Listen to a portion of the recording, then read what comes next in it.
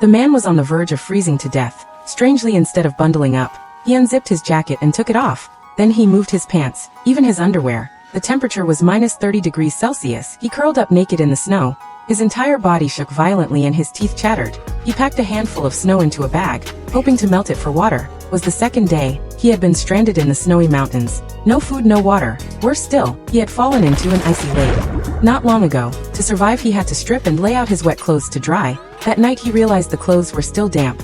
Frustrated, he let out a cry of rage. Suddenly he spotted a house at the top of the mountain.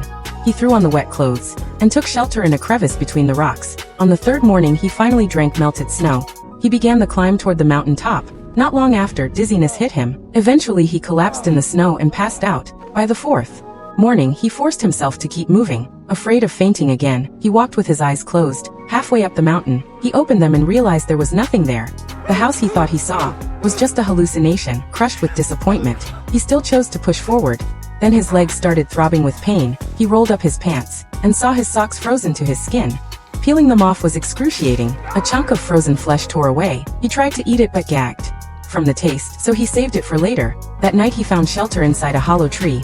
He reached for his phone to call for help, only to find it was dead. On the sixth day he heard the sound of a helicopter. Overjoyed he screamed for help, but the trees blocked the pilot's view. By the time he made it to an open area, the helicopter had vanished. On the eighth day, desperate to stay alive, he finally ate the frozen piece of his own flesh. That moment rekindled his will to survive. He pressed on, toward the peak. At last he reached the mountain top. Still no signal on the radio. He gave up, pressed the record button, and said goodbye to his mother. He closed his eyes, facing the snowy mountains. Then just before the radio shut down, a signal broke through. The radar locked onto his location. The rescue helicopter arrived at the summit. After 8 brutal days, the man was finally saved.